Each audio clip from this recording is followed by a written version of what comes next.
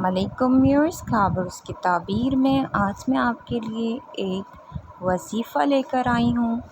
جن لوگوں کو پسند کی شادی کرنی ہے، پسند کی شادی نہیں ہو رہی، رکاوٹیں آ رہی ہیں، گھر والے راضی نہیں ہو رہے یا پھر دوسرے مسئلے مسائل پیش آ رہے ہیں، اس کے متعلق آج میں آپ کو ایک بہت ہی مجرب وظیفہ بتاؤں گی، جس کو کرنے کے بعد انشاءاللہ اللہ تعالیٰ کی طرف سے آسانیاں پیدا ہو جائیں گی، آپ دونوں کا رشتہ ہونے میں اور آسانیاں آ جائیں گی۔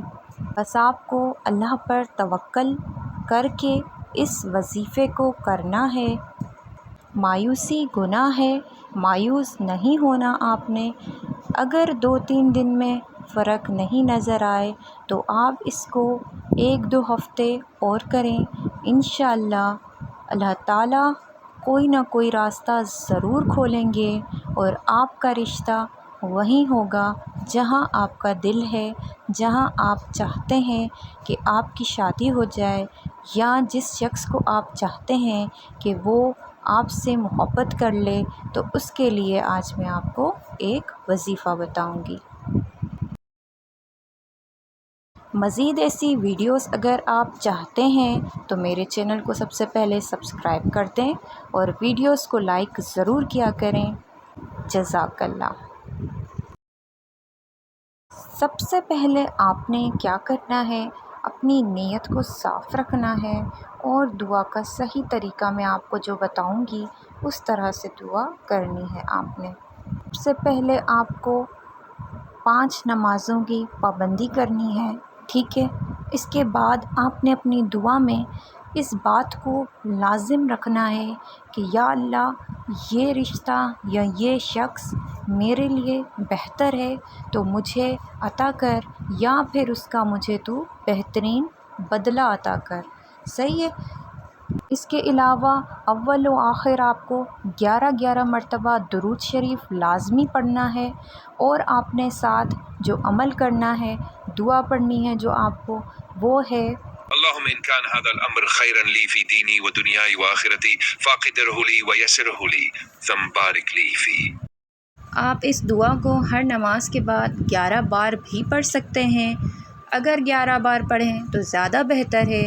اول و آخر آپ نے 11 بار درود ابراہیمی لازمی پڑھنا ہے، اس سے جو ہے وہ دعا کا اثر اور طاقتور ہو جاتا ہے۔ اس کے علاوہ اس میں الہی کا آسان وظیفہ جو ہے وہ میں آپ کو بتاؤں گی۔ آپ نے ساتھ ساتھ اس میں الہی کا وظیفہ بھی کرنا ہے، جس میں آپ نے روزانہ 100 بار یا پھر 313 بار یا ودودو کا ورد کرنا ہے۔ یہ اللہ کا وہ نام ہے جو دلوں میں نرمی اور محبت پیدا کرتا ہے۔ اس کو پڑھنے کا طریقہ جو ہے، آپ نے باوضو ہونا ہے اور اپنی نیت کو صاف رکھنا ہے، دل میں اپنی جائز نیت کا اور جائز کام کا خیال رکھنا ہے۔